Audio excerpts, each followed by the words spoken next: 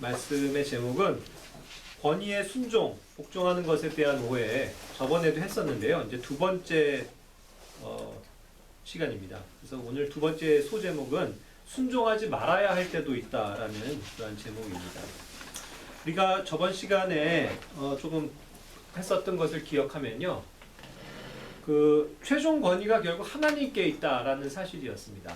우리가 이제 여러 가지 영역에서 순종해야 하고 또 복종해야 될 영역이 분명히 있는데, 이 세상을 살면서요.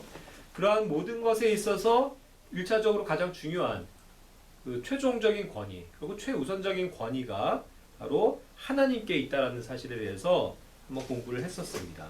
그러니까 그것을 알고 있는 것이 굉장히 중요합니다.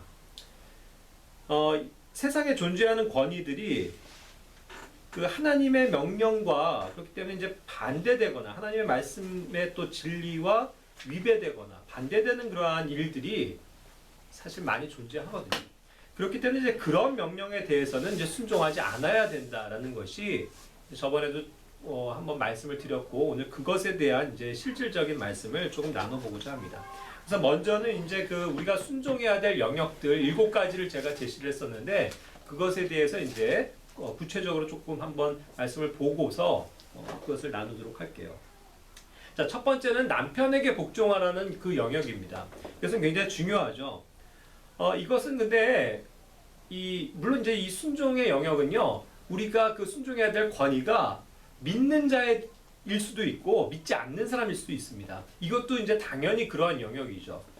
남편이 믿는 남편이면, 그가 신실한 주의 사람이면 그에게서 나오는 명령도 굉장히 순전할 것입니다.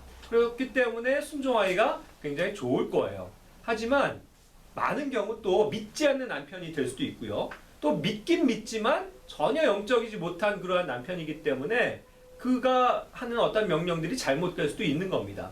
자, 이와 같이 이제 명령을 우리가 순종한다고 함에 있어서 그 권위가 하나님을 믿는 사람일 수도 있고 아닐 수도 있다는 사실을 늘 전제해야 된다는 거죠. 그래서 이제 그렇게 아닐 때도 존재한다는 것을 먼저는 이해를 해야 됩니다. 하지만 어쨌든 중요한 것은 뭐냐면, 믿는 남편이건 안 믿는 남편이건 간에 상관없이 성경은 뭐라고 아내들에게 명령하고 있냐면 남편에게 순종하라는 거예요. 에베소서 5장 22절부터 24절까지의 말씀을 보면 잘 아실 겁니다. 아내들아, 너희 남편에게 복종하기를 주께 하듯하라. 이는 남편이 아내의 머리됨이 그리스도께서 교회의 머리 되심과 같기 때문이라. 그분은 그분의 그 몸의 구원자시니라. 그러므로 교회가 그리스도께 복종하듯 아내들도 모든 일에서 자기 남편에게 복종할지니라. 그와 같이 말씀하셨고요. 골로새서 3장 18절에서도 아내들아, 너희 남편에게 복종하라. 그것이 주 안에 합당하니라. 이와 같이 말씀하셨습니다. 순종이건 복종이건 조금 말의 그 뉘앙스적인 의미가 약간은 이제 다른 것은 사실입니다만, 어쨌든 중요한 건 남편에게 순종하고 복종해야 된다는 사실이죠.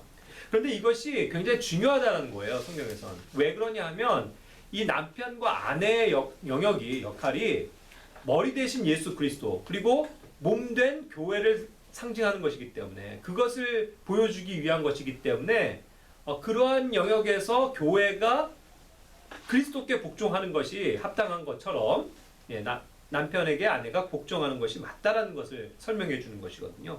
그러니까 이러한 올바른 가정의 관계를 통해서 우리는 궁극적으로 주님과 우리와의 관계를 이해할 수 있고 그것을 실질적으로 경험할 수 있게 되기 때문에 중요하다는 거죠. 자, 그런데 이제 문제는 뭐냐면, 그리스도는 완전한 분이세요. 그런데 방금도 얘기한 것처럼 우리 인간된 남편들은 완전하지 못하다라는 겁니다. 육신의 남편은 불완전해요. 그렇기 때문에 이제 여러 가지 갈등들이 생기는 거죠. 정말로 이거를 순종하는 게 옳지 않아? 하는 그런 영역들이 분명히 또 생길 수 있다는 겁니다.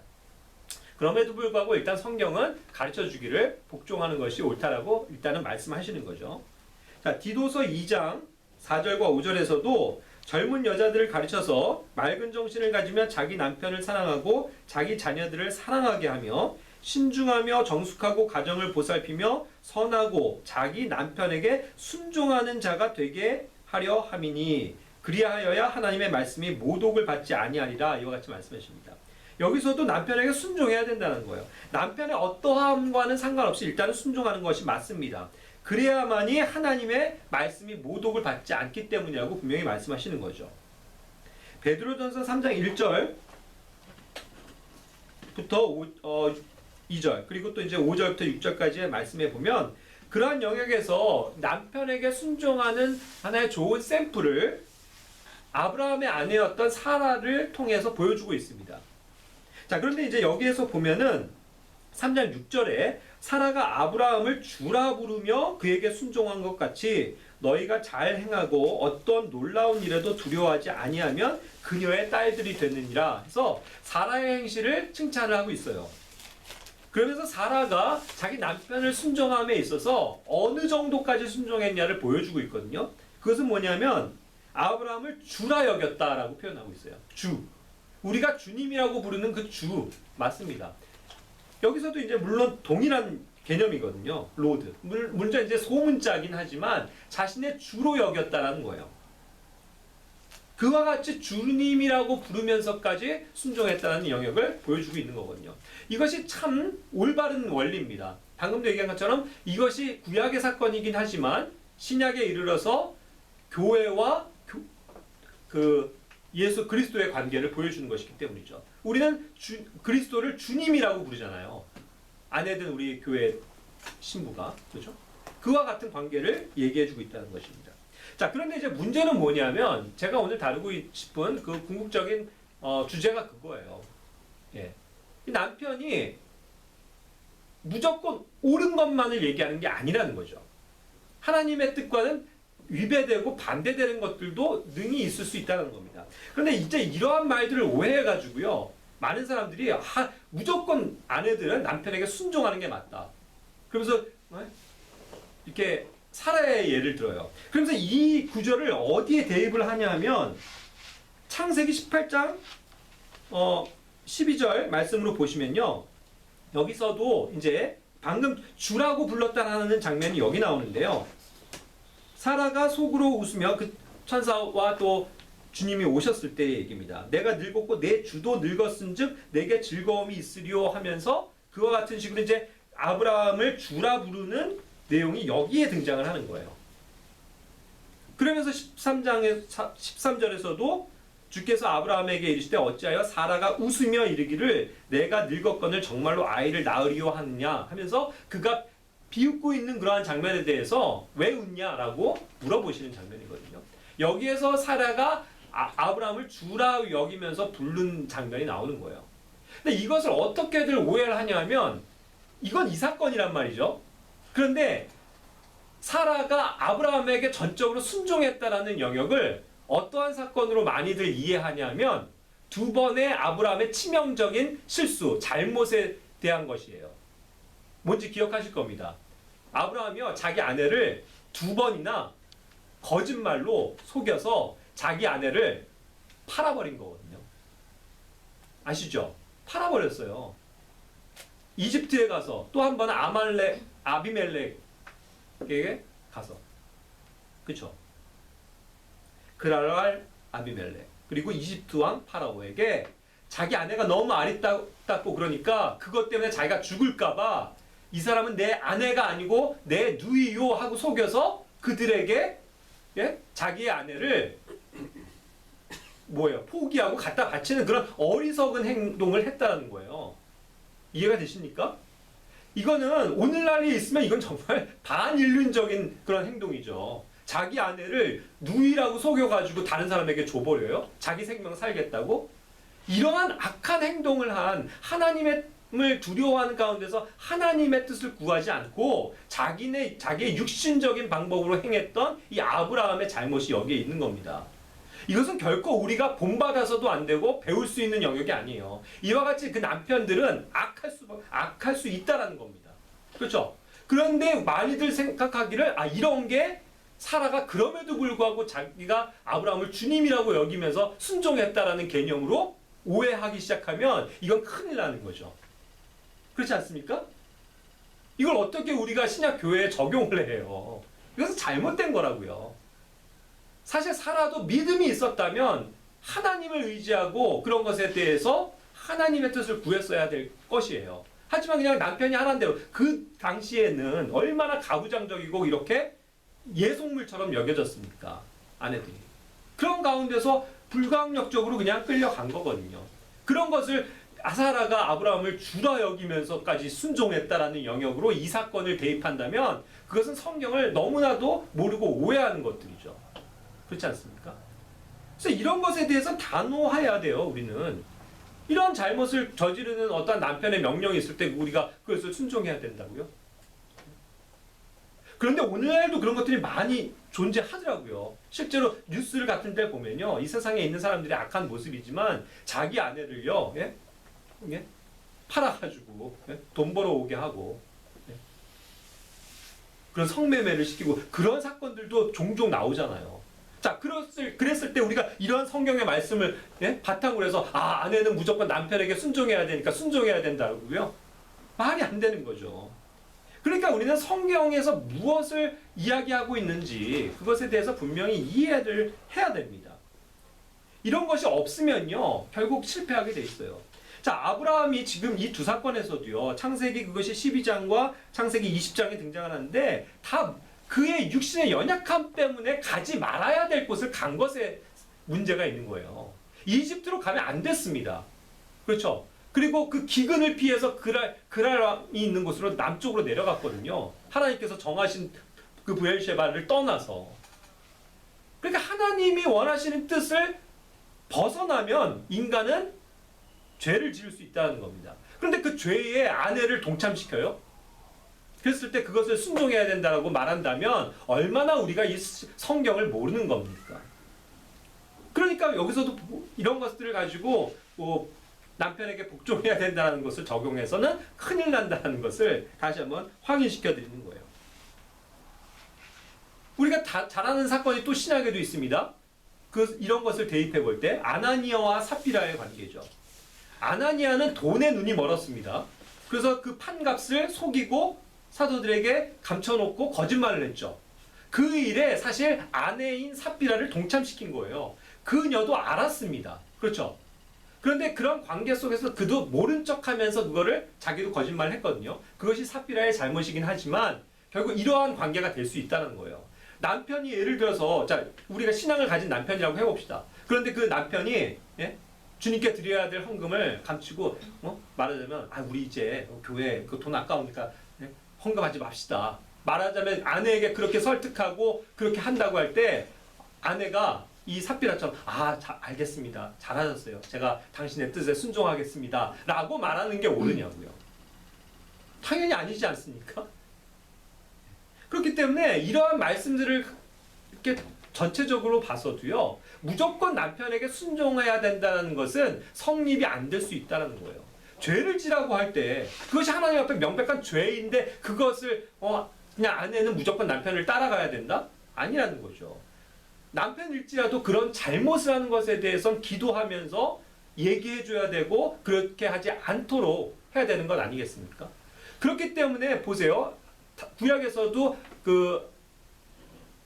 누구죠? 나발의 아니었던 아비가일이었나요? 네. 그녀도 그랬잖아요. 나발의 잘못은 나발의 잘못이고 그 아내는 순수한 의의 길을 따랐습니다. 그럴 때 복을 받는 거란 말이죠. 저도 가끔 아내에게 얘기해요. 이런 것들을 얘기하면서 당신 정말 분명하게 해야 될 게 내가 잘못할 수도 있어. 난 연약하기 때문에. 그렇다면 내가 잘못한 거에 대해서 순종하지 마. 내가 잘못한 거 항상 지적해주고 충고해줘야 돼. 그렇죠? 그것이 오히려 올바른 부부간의 관계가 되는 건 아닙니까? 물론 궁극적으로 우리가 가야 될 길은 정말 남편이신 그리스도 그리고 아내된 교회 이러한 관계처럼 온전한 관계가 되면 좋겠죠. 육신의 남편들도 그러한 남편이 되기를 바라야 되고 아내도 그러한 순종하는 아내가 돼야 되겠죠. 그런데 우리는 이 육신의 이 속한 몸으로 참 그런 것들이 안 되거든요. 그러니까 잘못할 수 있단 말이죠. 그런데 그랬을 때는 또 아내의 위치라고 하더라도 남편이 잘못하는 것에 대해서는 얘기해 줄 수 있고 그것을 바로잡는 일을 하는 것이 돕는 자라는 거죠.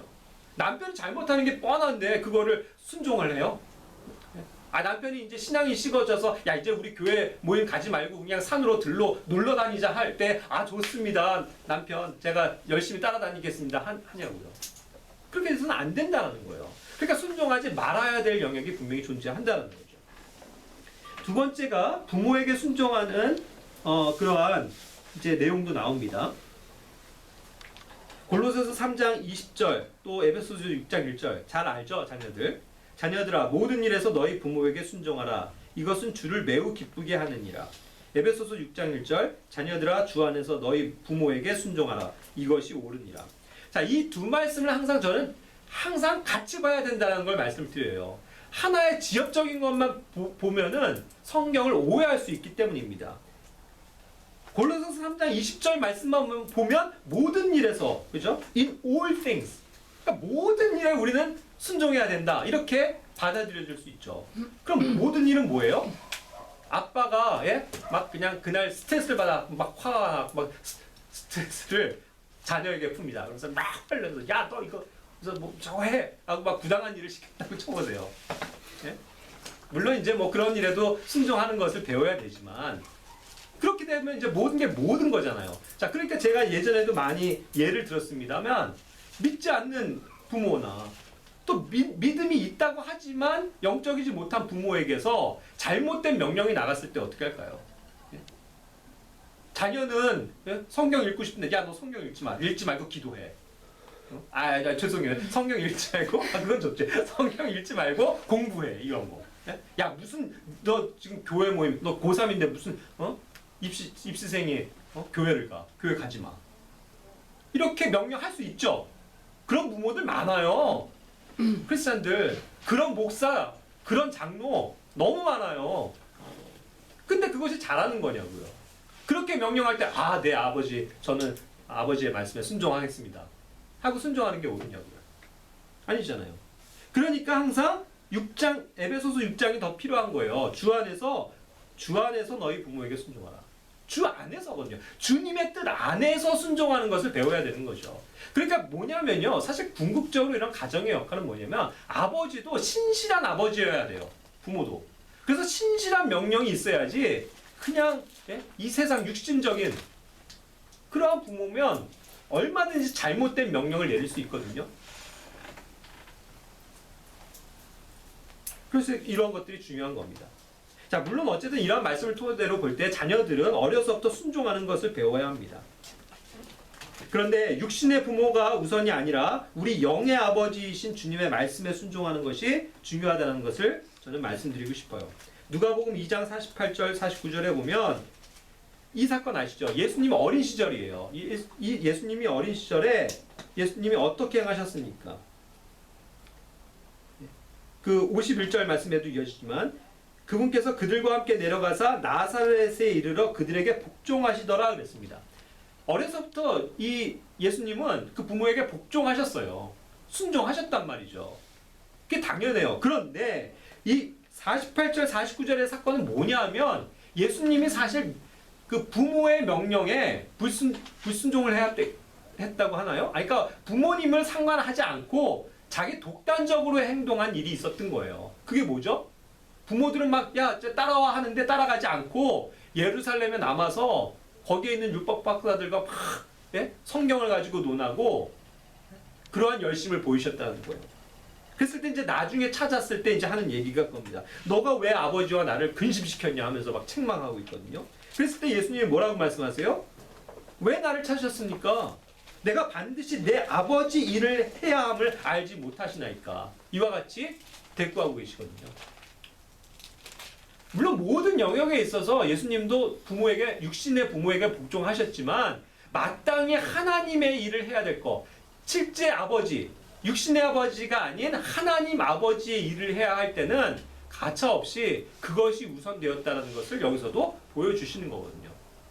그러니까 이러한 관계가 먼저는 우리에게 회복되어져야 된다는 것이죠. 제가 예전에 그런 일들도 경험한 적이 있어요. 그러니까 부모가요, 육신의 부모거든요. 믿질 않아요. 그러니까 이 자기의 딸을 그냥 좋은 집에 시집을 보내려고 이 여자는 믿어서 이 신실한 자매는 하나님을 믿는 사람이랑 결혼하길 원하는데 막 그 신앙도 못하게 만들려고. 예, 우리 집사람도 사실 그런 케이스였죠. 막 강제로 선을 보게 해갖고 결혼을 시키려고 한 거예요. 근데 이제 우리 자매 같은 경우는 그런 일이 있었을 때 단호하게 하고 그냥 그것을 끊지 이제 강요하지 않으셨지만 실제로 이건 제가 예전에 있었던 사건인데요. 아는 분의 얘기인데 끝까지 강제적으로 부모님이 굉장히 불같으신 분이에요. 막 강제로 결혼을 시키려고. 그래갖고 막 날짜도 다 잡고 막 그냥 막 결혼을 시키려고 막 한 거예요. 자, 그럼 어떻습니까? 부모에게 순종해야 되는 게 옳다라고 얘기하면 그거대로 순종해서 믿지 않는 사람과 결혼을 해야 되냐고요. 아니잖아요. 그렇죠?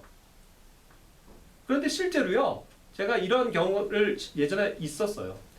그랬는데 이러한 강요에 이기지 못하고 결혼한 자매도 있었고요. 실제로 그럼에도 불구하고 나는 그렇게 결혼 못합니다. 나는 반드시 하나님 믿는 사람이랑 결혼해야 됩니다. 내가 꼭 불순종하고 결국은 나중에 그 믿는 분과 결혼한 사람도 있거든요. 자, 이랬을 때 결국 누군가는 육신의 부모에게 순종한 거고 누군가는 육신의 부모에 순종하지 못한 겁니다. 하지만 누군가는 영이신 아버지의 뜻을 따라서 믿는 사람과 결혼했고 그것으로서 하나님께 순종했고 그 반대되는 사람은 하나님의 말씀에는 순종하지 못한 것이 되는 거죠. 그랬을 때 어떻게 되냐는 거예요.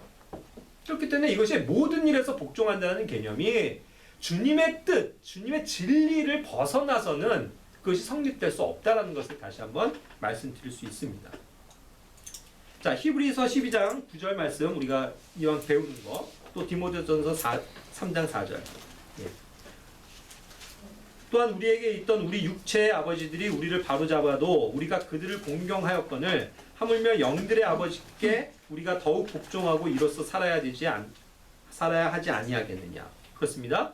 예. 우리를 이렇게 바로잡아주는 육신의 부모에게도 우리가 공경하고 순종해야 되는 게 맞는 것처럼 우리의 영들의 아버지이신 주님의 말씀에 순종하는 것, 그것은 더욱더 중요한 일 아닐까요? 디모데전서 3장 4절. 자기 집을 잘 다스려서 자기 자녀들을 모든 위엄으로 복종시키는 자라야 할 것이며, 여기서 이제 장로의 자격인데요. 결국 우리 모든 부모 되신 형제 자매님들이 또 배우셔야 되는 것들입니다. 자기의 자녀들을 모든 위엄으로 복종시켜야 돼요. 그 훈련을 시켜야 됩니다. 그래서 어려서부터 책망과 이 매가 필요한 거죠. 그렇게 해서 자녀를 하나님의 말씀에 순종하는 자로 성장시키고 또 부모의 권위에 순종할 수 있는 자녀로 성장시켜야 됩니다. 그게 잘 다스리는 거예요, 가정을. 자기 자녀들을 잘 다스리는 겁니다. 그러할 때 그러한 원리로 교회도 잘 다스릴 수 있기 때문에 이것이 굉장히 중요한 영역이라는 거죠. 그러니까 부모의 입장에서는 자녀들을 복종시키게 하는 일이 굉장히 중요하다라고 말씀을 드릴 수 있는 거죠. 자, 세 번째는 주인에게 순종하라는 영역이었습니다. 골로새서 3장 22절부터 24절 말씀. 예. 자, 여기서도요, 키포인트가 되는 말씀은 뭐냐면, 오직 하나님을 두려워하여 단일한 마음으로 하라라는 22절 말씀이에요. 하나님을 두려워하여 단일한 마음으로 하라. 결국 주인된 자들에게 모든 일에서 순종해야 되는데, 그것이 궁극적인 이유는 뭐냐면 하나님을 두려워하기 때문에 그렇다는 거죠. 주인 역시도 자기의 어떤 회사에서의 상관일 수도 있고요, 사장일 수도 있고요, 그렇죠? 그런 어떤 군대에서는 그 상관일 수도 있겠고요. 여러 가지 영역이 있을 수 있겠습니다만, 그것을 순종해야 되는 이유는 하나님을 두려워하는 마음으로 우리가 그렇게 해야 된다는 것을 얘기해 주는 거거든요. 자, 그렇다고 하면 하나님을 두려워하는 우리가 악한 주인이 있을 때 악한 주인의 그 죄에 가담할 수 있을까요? 즉 그겁니다. 예를 들자면요, 이 주인은 악해요. 악할 수 있거든요. 우리가 선한 주인만 만납니까? 그래서 악을 행해요. 그러면서 우리에게 예를 들어서 악한 일을 시켜요. 거짓말을 하게 해요. 사기치게 해요. 그리고 부정한 방법으로 돈을 벌게 해요. 그런 일을 자꾸 강요한다고 쳐보세요. 그랬을 때 주인에게 내가 순종해야 되니까 알겠습니다. 사장님, 제가 순종하겠습니다. 해야 되냐고요. 그럴 수가 없다는 거예요. 우리가 하나님을 두려워하는 마음으로 주인을 섬기는 건데, 그러한 잘못된 죄에 대해서는 하나님을 두려워한다면 그것을 당연히 거부해야죠. 그렇기 때문에 악한 주인의 죄에 가담할 수가 없게 되는 것입니다. 에베소서 6장 5절 말씀에서도 보시면요. 6절까지에서도 사람들을 기쁘게 하는 자들 같이 눈으로 섬기지 말고 그리스도의 종들로서 마음으로부터 하나님의 뜻을 행하여 라는 말씀으로 이어지고 있어요. 그 5절에서 종들이 이제 그 주인에게 순종해야 되는 것을 말씀하면서 결국 그리스도께 하라라는 말은 뭐냐면 우리가 그리스도의 종들로서 마땅히 그 신앙 안에서 마음으로부터 하나님의 뜻을 행하는 것처럼 순종하라는 개념이 될진데 이와 같이 악한 주인이 악한 것을 시킨다고 했을 때 그것을 불의한 것들을 순종을 해야 되냐고요. 그리스도의 종인 1차적으로 우리는 하나님의 뜻과 위배되는 일에 대해선 결코 가담할 수가 없는 사람들입니다. 그렇겠죠. 그러니까 디도서 2장 9절부터 10절에서 보면 주인에게 순종해야 되는 게 맞지만 또 여기에서 10절에서 보면 우리의 올바른 행동에 대해서도 얘기하고 있잖아요. 훔치지 말고 전적으로 선하게 충성하는 것을 보이게 하라. 그랬거든요. 여기서도 주인에게 순종해야 되는 건 맞지만 훔치지 말라고 그랬는데 여기선 주인의 것을 훔치는 것에 대한 내용입니다만 악한 주인이 뭔가 사기를 치고 잘못된 방법으로 부당하게 해가지고 훔쳐오는 것 같은 그런 일들을 시킨다고 할 때에 우리가 그것을 순종할 수 있냐라는 것이죠. 그렇지 않습니까? 여기서 그런 예가 생각나요. 저희 친형님이요. 군대에 갔을 때 그 당시에 이제 형님들도 계시지만 뭐 죄송합니다만 뭐 쌍팔년도 군대라고까지 표현을 했잖아요. 그만큼 군대가 악했어요. 그리고 부당한 일들을 많이 시켰죠. 그래서 고통을 많이 당했습니다. 병사들이요. 그 나쁜 고참들로부터. 근데 상관이잖아요. 그러니까 상명하복 위에 사람이 시키면 무조건 해야 되는 게 군대 문화였거든요. 근데 저희 형님이 어떤 일이 있었냐면 굉장히 고난을 많이 받았었는데 그리스도인으로서 그런 일들이 있잖아요. 뭐 보급품이 없어졌어요. 우리 내무반에 뭐 누군가가 훔쳐간 거죠. 그럼 그거를 어떻게 메꾸는지 아시죠? 상관들이 시켜요. 야, 너도 가서 딴 부대 가서 훔쳐와. 이랬다고. 근데 그거를 형이 끝까지 그리스도의 인으로서 양심을 지키기 위해서 안 한 거예요. 전 못합니다. 전 못 훔쳐옵니다. 어떻게 됐겠어요? 그때 당시에 군대는 살벌했죠. 저도 살벌한 군대였는데 막 두들겨 맞고 막 엄청나게 그런 고통을 당했어요. 그런 식으로 부당한 것들을 시킬 때 그것을 무조건 복종하는 게 옳으냐 했을 때 자기가 지킬 수 있는 신앙의 양심을 지키기 위해서 그 명령에는 복종할 수 없습니다 라고 한 거거든요. 뭐 이런 예도 있다는 얘기죠. 그렇죠. 그러니까 우리는 그러한 잘못된 것들에 대해서는 결코 가담할 수 없는 것, 그런 것들도 있다는 거죠. 디모데전서 6장 1절에서도 그 종들이 행해야 될 합당한 바가 나옵니다. 참고로 한번 보시길 바라고요. 또 이제 베드로전서 2장 18절에 보면요. 그렇기 때문에 우리가 이제 어떠한 주인들을 만날 때 선하고 부드러운 사람들만 만나는 게 아니고 여기서처럼 까다로운 사람들도 만나게 되는 거거든요. 까다롭다는 표현이지만 여기서 forward라는 단어는요. 좀 심술궂고 성질이 고약한 사람을 뜻해요. 그러니까 아주 좀 단순히 성격이 까다롭다는 것보다도 굉장히 고약한 사람이죠. 그런 사람들을 만나서 아주 고약한 그러한 부당한 일을 당할 수도 있는 겁니다. 그렇겠죠. 자, 이와 같이 부도덕하거나 부당한 일을 당할 때 그렇다면 우리는 무조건 그것을 참고 복종하는 것이 옳으냐라고 얘기할 수 있냐는 거죠. 그것은 각자의 신앙 양심에 따라서요. 그 일이 부당하고 이것은 잘못된 거라고 얘기하면 그러한 잘못들에 대해서는 고발할 수도 있는 거고요. 그 회사를 나올 수도 있는 겁니다. 그렇게 해서 내 신앙의 양심을 지키는 게 더 중요한 거라는 거죠. 주인에게 순종하는 것이 중요한 게 아니라. 그렇지 않습니까? 그러니까 예를 들어서 가끔 그런 일들 사건에 나오잖아요. 어떤 식당에서 막 고기를 속여서 팔고 막 팔지 말아야 될 걸 하는데 내부 고발자가 있죠. 그래서 거기서 일하는 종업원이 이거 정말 잘못된 건데 한데 이제 주인에게 얘기해도 막 그걸 무시하고 막 그렇게 팔고 있으니까 이거 자기가 그러니까 이제 양심에 걸리는 거 아니에요. 예? 그랬을 때 몰래 그걸 찌워가지고 거기를 퇴사하면서 나와서 고발을 하는 일들도 있습니다. 그것이 어떻게 보면 더 의로운 일 아닙니까? 어떻게 주인을 그렇게 골탕을 먹이고 주인을 고발할 수 있냐? 이렇게 얘기할 거냐고요. 그렇지 않습니까? 그러니까 이제 주인에게 무조건 복종해야 된다는 것이 무엇을 의미하는지를 너무 상식적이잖아요. 그런 것을 이해를 해야 합니다. 누가복음 16장 13절에서도 가르쳐주는 원리는요. 이와 같은 영역에서 의와 불의와의 관계에 있어서 결국 죄와 의의 관계에 있어서 볼 때요. 우리는 결국 두 주인을 섬길 수가 없습니다. 그렇죠? 이 세상을 살면서 우리도 어떤 육신의 주인을 만날 수 있는데 그를 무조건 떠받들고 순종하는 게 옳은 게 아니에요. 어떤 경우에는 그것이 불의한 것이 됐을 때는 우리의 의의 주인이신 예수님의 말씀에 순종하는 것이 더 앞서는 거죠. 그러니까 하나님과 만몬을 겸해서 섬길 수 없는 것처럼 우리는 어떠한 순간에는 한 주인을 선택해야 되는 때도 옵니다. 그렇겠죠. 그럴 때 정말 옳은 선택을 해야 되겠죠. 주님의 뜻이 무엇인지를 먼저 생각해야 된다는 거죠. 그렇지 않겠습니까? 자, 네 번째로는 국가 권력과 통치자들에게 순종하는 영역이었거든요. 로마서 13장 1절부터 4절. 이것이 이제 오늘날에 굉장히 많이 지금 이슈가 되고 있는 겁니다.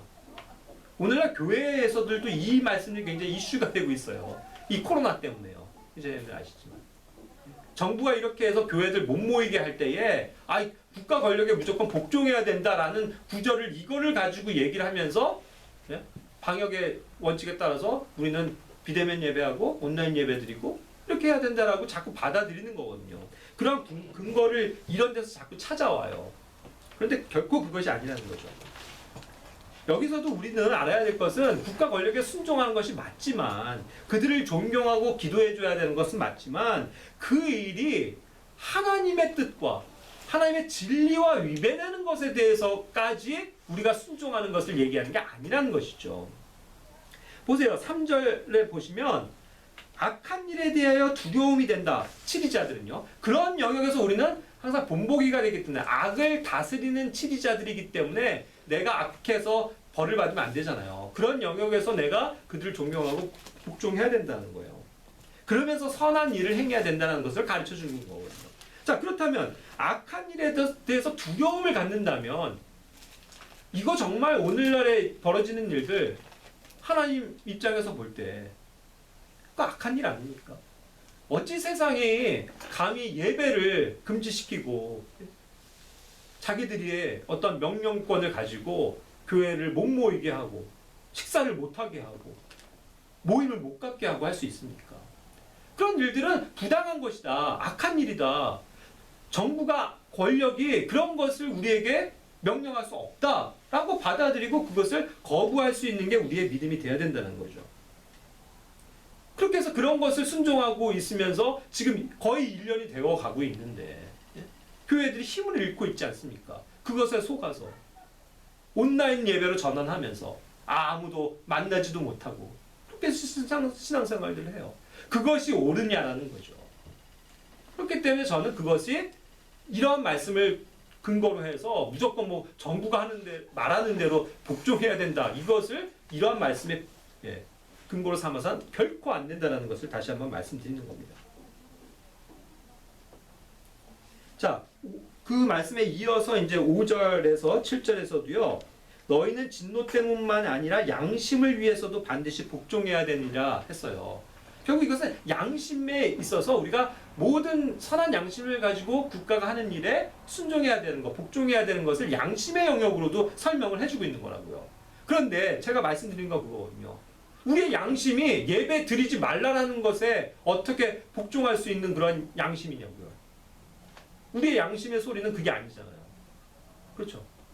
우리의 선한 양심을 아니다. 정부가 아무리 그러할지라도 우리는 우리가 스스로가 하나님을 예배하고 모이고 더 그것을 권면하고 그날이 가까움을 볼수록 더욱더 그렇게 해야 된다라고 믿고 받아들인 것이 우리의 선한 양심 아닐까요?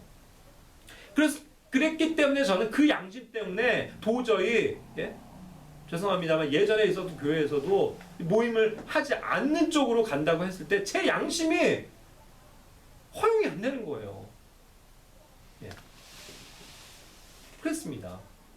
자, 그것을 어떻게 우리가 이런 말씀을 가지고 무조건 그런 것들에 정부가 하는 일에 복종해야 되는 것이 옳다라고 여길 수 있냐는 거죠.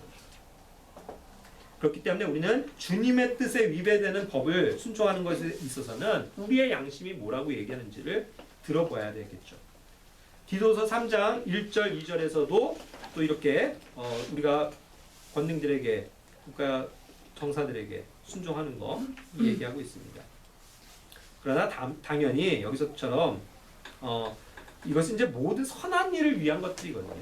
우리가 어떤 평안한 가운데서 신앙을 잘 생활하기 위해서 이런 것을 복종해야 될 의미가 있는 건데 오히려 지금 형태는 뭐냐면 우리의 이러한 신앙을 제한하는 것들이거든요. 그래서 공권력을 남용합니다. 하나님을 우습게 여기고 교회를 쳐들어와요. 이런 것에 대해서 정말 분통이 터지지 않습니까? 그런 사례들을 혹시 보셨는지 모르겠어요. 어떤 작은 교회가 이런 행정명령 무시하고 우리는 교회 예배 드립니다 해서 예배 열 몇 명에서 모여서 드리는 교회인데 거기를 이제 뭐 민원을 받고서 왔겠지만 18명이나 공무원들이 들이닥쳐갖고 예배를 드리고 있는 중이니까 나중에 검사하라고 하는데도 막 막무가내로 들어오려고 막 옥신각신하고 얼마나 무례한 겁니까? 검사하려면 그럼 끝났을 때 점검하면 되지. 그리고 어떤 교회는 실제로 예배를 드리고 있는데 11시 이후에 넘어하고 막 설교하고 있는데 들이닥쳐갖고 막 검사하고 막 시끄럽게 떠. 그러니까 거기 목사님이 화가 안 나겠어요? 지금 뭐 어쩌라고 있는 거냐고. 당장 나가라고 호통을 치고. 그런데도 막 안 나가고 막 실랑이를 벌이고. 이게 뭡니까?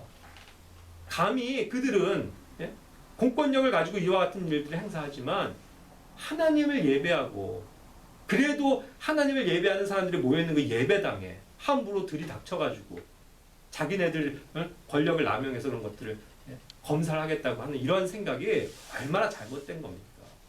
우리도 그런 면에서는 예의를 갖춰야 돼요. 다른 종교에 대해서도. 우리가 아무리 뭐 절에 가가지고 막 그들이 잘못된 믿음을 가지고 있다고 그래서 막 함부로 행하고 막 중대가리 하면서 막 놀리고 막 들이닥치고 막 함부로 그렇게 할 수 있습니까? 아니잖아요. 예의를 갖춰야 되는 거잖아요. 남의 종교에 대해서도 그러할진데. 그런데 이런 악한 행동들을 서슴지 않고 하는 것들에 대해서 우리가 어떻게 침묵할 수 있냐는 거죠. 참 그런 것들을 보면서 참 안타까운 그런 현실을 보게 됩니다. 뭐 시간이 많이 지날 것 같아서 뭐 또 다른 구절들은 넘어갈게요. 그래서 어쨌든 하나님을 두려워하면서 우리가 왕을 존경하는 것, 이것에 대한 이제 교리를 설명하고 있는데요. 베드로전서 2장에서.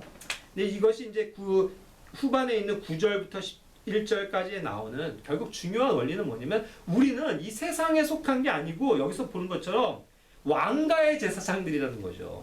우린 거룩한 민족이고 독특한 백성으로서 삼아진 하늘에 속한 백성이기 때문에 이 땅의 백성으로 사는 것에서는 순종하는 영역에 있어서도 한계가 있다는 거죠. 그렇기 때문에 이제 그런 것들을 좀 분별을 해서 우리가 성경을 봐야 될 이유가 분명히 있는 겁니다. 그렇기 때문에 우리는 육체로 이 세상의 국가 권력에 맞서는 게 아닙니다. 그러니까 제가 이렇게 말씀을 드려도 그것을 물론 잘못됐다라고 얘기할 수는 있지만 뭐 피켓 들고 나와서 싸우고 막 우리도 똑같이 물리적으로 막 실력을 행사하고 그런 걸 얘기하는 게 아닙니다. 다만 정부가 잘못된 명령들을 하고 할 때에 우리가 그럼에도 불구하고 우리는 우리의 신앙의 양심을 지키기 위해서 우리는 뭐 누가 뭐라고 하건 간에 예배 드리고 모이는 거 그것을 우리는 그냥 실천하면 되는 거예요. 그렇게 해서 부당한 일을 당할 수도 있습니다. 우리도 벌금을 물 수도 있고 왜 뭐 그렇겠죠. 뭐 왜 마스크 안 쓰고 설교했냐 이런 거 가지고도 시비를 받아서 벌금을 물 수도 있겠죠. 그런데 이제 그것은 나중의 일이고 우리는 마땅히 주님 앞에 순종해야 될 것들만 순종하면 된다라는 것을 말씀드리는 겁니다. 다섯 번째로는 장로, 감독들에게 순종하는 영역인데요. 우리가 잘 아는 것처럼 베드로전서 5장 5절 말씀에 우리가 이와 같이 장로에게 복종하라라고 말씀하고 계십니다. 그렇죠? 그런데 중요한 건 뭐냐면요.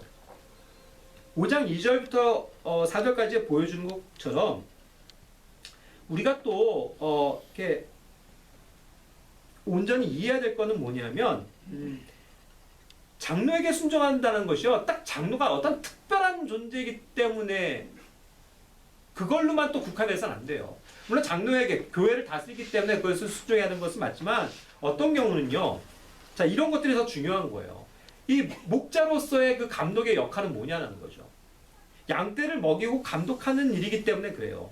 그런데 예를 들어서 그런 것을 억지로 하는 목자들도 있습니다. 더러운 그런 것이 됐을 때 그러한 사람들은 하나님의 백성 위에 주인처럼 군림하려고 하는 사람들이 되게 많아요. 그렇게 해서 자기가 그냥 막 목이 고다갖고 막 어깨 힘들어갖고 평신도들은 이렇게 하십시오 막 하면서 그런 것들을 강요한다고 했을 때 어떻게 합니까? 부당한 거를 시키고 부당한 일들을 행한다면 그런 것에 대해서까지 무조건 참고 인내하고 그를 사랑해주고 모든 죄를 덮어주면서 복종하라는 그런 개념은 아니라는 것이죠. 그렇기 때문에 우리는 다 서로에게 복종하라는 그러한 말씀이 훨씬 더 중요한 원리인 거예요. 그 가운데에 장로가 있을 뿐입니다. 그렇기 때문에 중요한 건 장로는 양무리들에게 주인처럼 행사해서는 안 되는 거거든요. 위치가 양들 위에 있어서는 안 됩니다. 이 목자의 위치는요, 위가 아니고 앞입니다. 앞.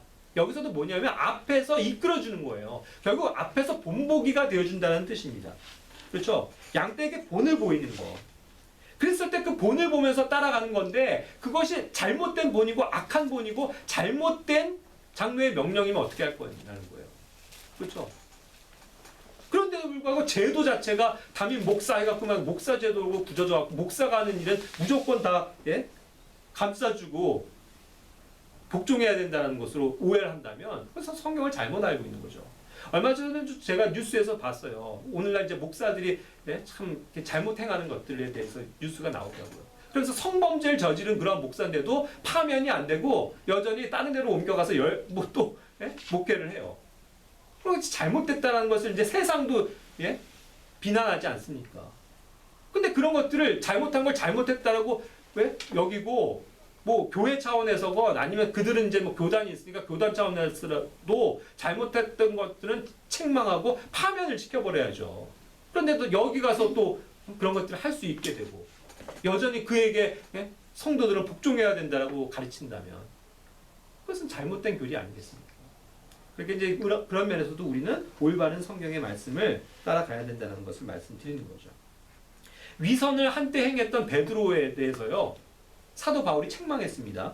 갈라디아서 2장 11절에 보시면 그거 같은 거예요. 아무리 뭐 장로라고 하더라도 잘못된 것을 행할 때는 성도들이 그것에 대해서 책망할 수 있어요. 그렇지 않습니까? 그래서 이제 디모데전서 5장 19절 20절에 보면 그렇게 되면 장로가 고발을 당할 만한 여지가 있을 때 그것을 고발하는 것들도 분명히 있습니다. 성경에. 장로도 잘못할 수 있거든요. 육신이기 때문에. 그럴 때 이제 올바른 원리는 두세 사람 이상의 이제 증인이 있어야 되고 또 그래서 결국은 죄 짓는 자들이 판명이 됐을 때 그런 것을 모든 사람 앞에서 꾸짖어서 본보기로 삼아야 될 것을 성경은 얘기하는 거죠. 그런 잘못을 저지른 것에 있어서는요 면책권이 장로에게 있지 않아요. 뭐 국회의원이 불책 그런 것들 여러 가지 이제 권한들이 있잖아요. 피해갈 수 있는 그런 사명권이 있는 게 아니에요. 누구든 교회 안에서 잘못한 것이 있으면 책망 받아야 되고 바로 잡아줘야 합니다. 그런 것들을 얘기하고 있다는 것이죠. 자, 6번째는 교회 지체들에게 서로 순종하라고 했는데요. 이것이 중요한 영역입니다. 우리는 서로에게 복종해야 된다. 그것을 성경은 가르쳐주고 있다는 겁니다. 자, 그러면서 이제 고린도전서 16장 15절에서는 스데바나 집안에서 충성했었던 스데바나를 이제 얘기하고 있는데 그는 이제 교회 앞에서 굉장히 신실했던 자거든요. 그래서 그는 항상 교회 일을 힘쓰고 수고하는 일꾼이었어요. 그런 사람에 대해서도 더 복종해 주고 그를 더 배려하고 또 도와야 될 것 그런 영역들을 얘기하고 있거든요. 그러니까 이것은 뭐 누구에게나 다 마찬가지라는 거죠. 교회 안에서는 서로에게 이렇게 복종하고 순종하는 그런 자세로 우리가 신앙생활을 하는 것이 옳다라는 것을 말씀드릴 수 있습니다.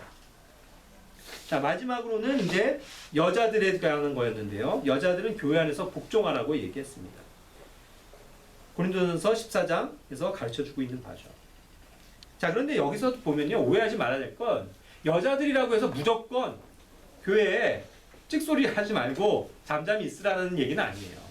복종한다는 것은 그 자매로서 형제의 역할과 그런 권위에 순종한다는 개념을 갖고 있는 거거든요.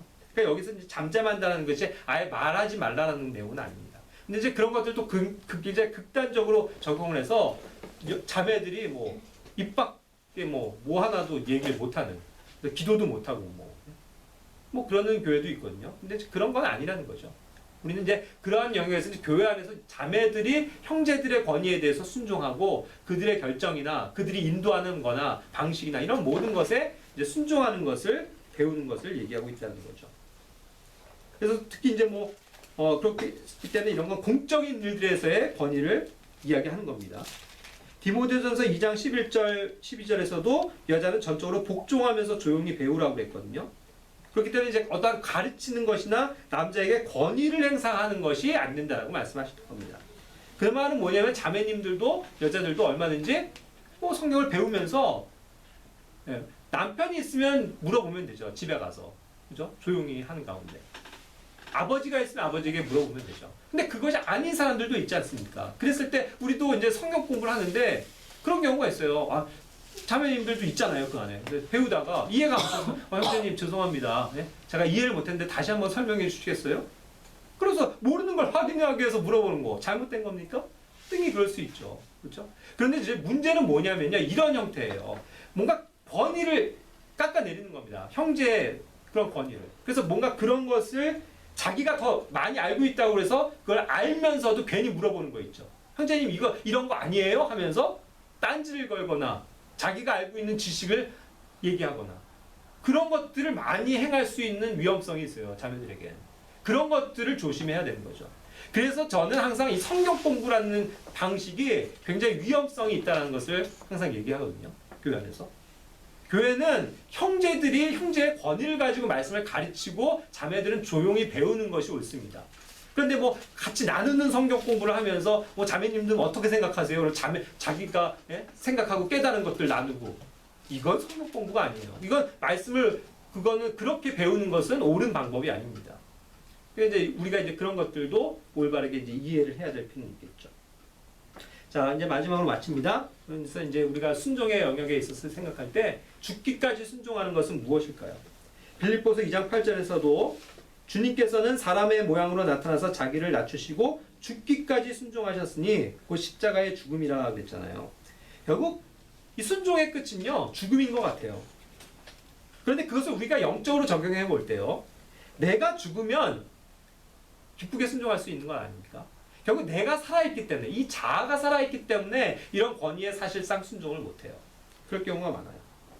그런데 내가 모든 영역에 있어서 죽었다, 십자가에 못 박혀서 나도 주님과 함께 죽었다라는 걸 인정하면 우리가 순종 못할 권위가 없습니다. 그렇겠죠. 다만 마지막으로 제가 확인시켜 드리는 것은, 그렇지만 주님의 뜻과 위배되는 일들에 대해서는 우리가 그런 권위에 대해서는 그것을 무조건 복종하는 것이 아닐 수도 있다는, 그런 아닌 상황도 있다는 것에 대해서는 분명히 말씀드리는 겁니다. 그래서 오늘날 이런 것들이 많이 지금 이슈가 되고 있어요. 이 교회, 수도권 교회들 지금 예배 못 드리게 하고 있는 이런 것에 대해서 그것을 반대하고, 우리는 그럴지라도 정부가 뭐라고 할 건 간에 그것을 순종할 수 없고 하나님의 법에 따라서 예배 드립니다 하는 그러한 일부 많은 또 목회자들, 교회들의 지금 움직임들이 있거든요.